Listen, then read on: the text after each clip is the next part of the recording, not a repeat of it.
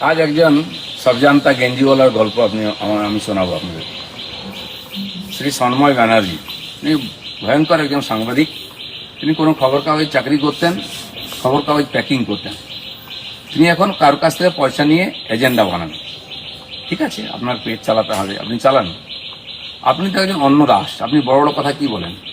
আপনি যে চ্যানেল চালান না, তার জন্য আমেরিকা থেকে যে টাকা আসে না, যারা পাঠায় তারা আমার বন্ধু। আমিও তাদেরকে একদিন বলেছিলাম যে লোকটা রাষ্ট্রবাদী, একে সাহায্য করো। আজ আপনি সেই টাকায় পেঁপে ফুলে উঠে বিজেপিকে ধমকাচ্ছেন, আমার রাজ্য সভাপতির সম্বন্ধে যা না তা বলছেন। হ্যাঁ, দিলীপ ঘোষকে ছেড়ে দিন, আপনার আমার একটা চুলো বাঁকা করতে পারবেন না। আপনি আরএসএসকে জ্ঞান দিচ্ছেন, কি জানেন আপনি আরএসএস সম্বন্ধে? সারা জীবন আরএসএসকে গালাগালি দিয়েছেন, কংগ্রেসীকে বুঝেছেন। আপনি হয়তো ভুলে গেছেন, আপনি যখন যেদিন আপনাকে মমতার পুলিশ তুলে নিয়ে গিয়ে উল্টো করে টাঙিয়ে ন্যাংটো করে পিটিয়েছিল, ছেড়ে দেওয়ার পরে মিডিয়ার সামনে ভো ভো করে কেঁদেছিলেন। তখন দিলীপ ঘোষ রাজ্য সভাপতি ছিল বিজেপি, আপনার হয়ে আমি প্রতিবাদ করেছিলাম, স্পেশালি প্রেস কনফারেন্স করে। তখন কিন্তু আপনি কংগ্রেস করতেন, বিজেপি করেন। শফিকুল্লার মতো সাংবাদিককে যেভাবে অত্যাচার করে রাত 1টার সময় তুলে নেওয়া হয়েছে, দিলীপ ঘোষ প্রথম এগিয়ে এসে প্রেস কনফারেন্স করে প্রতিবাদ করেছে। কারণ কোমরের দম ছিল না তার বিরুদ্ধে বলা, যাদের চামচাগিরি করছেন। সেই জন্য আপনার কি তারপরে আপনার ইচ্ছা হলো এমএলএ হবে, আমার হাত ধরে বিজেপিতে আসে, আপনাকে টিকিট দেওয়া হয়, আপনাকে টাকা দেওয়া হয়। হেরে যাওয়ার পরে কাপুরুষের মতো পালিয়ে গেলেন, যে বলছে আমি বিজেপি করি না। কিন্তু কদিন পরে আবার ধরাধরি করে কোঙ্কন রেলে চেয়ারম্যান হয়েছিলেন, 1 লাখ টাকা বেতন পেতেন।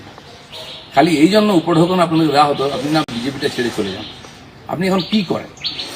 আপনি এজেন্ডা তৈরি করছেন টাকা নিয়ে, বলুন না। কিন্তু আপনাকে কে অধিকার দিল এই আমাদের রাজ্য সভাপতি সম্বন্ধে যা নয় তা মুখে আসছে? আরএসএসকে জ্ঞান দিচ্ছেন। আর আপনি আমার সম্বন্ধে অনেকগুলো কমপ্লেন করেছেন, আমি ডিটেলসে যাবো না, অনেকে হয়তো আপনার কথা শুনেছে। আমি আপনাকে চ্যালেঞ্জ করছি, 1 সপ্তাহের মধ্যে যা যা বলেছেন, কোন নেতার সঙ্গে সেটিং, কাকে ফোন করি, কি সুবিধা নিচ্ছি, একটা প্রমাণ দিন। তাহলে আপনি যা বলেন মেনে নেব। যদি না দিতে পারেন 1 সপ্তাহে, আপনার সঙ্গে কি করা হবে?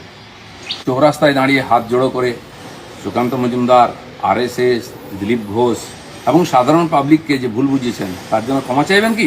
ভেবে দেখুন, আপনার মান সম্মান নেই, আপনি অন্য দাস। দিলীপ ঘোষের সঙ্গে লাগতে আসবেন না, করে খাচ্ছেন, খান না।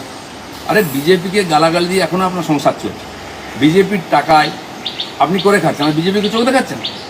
আপনার মতো এত উজবুক লোক তো আমি কোনোদিন দেখিনি। সেই জন্য বিপ্লবী হতে যাবেন না, যেমন ছিলেন তেমন ছাড়ুন। আপনার নির্বাচনী প্রচারে আমি গেছিলাম প্রচার করতে, কিন্তু জিততে পারেন না। আপনার যে ইমেজ, আপনার যোগ্যতা, সেটা সবাই জানে। আপনি তামিলদারি করে পেট চালাতে পারেন, এর কিছু করতে পারবেন না।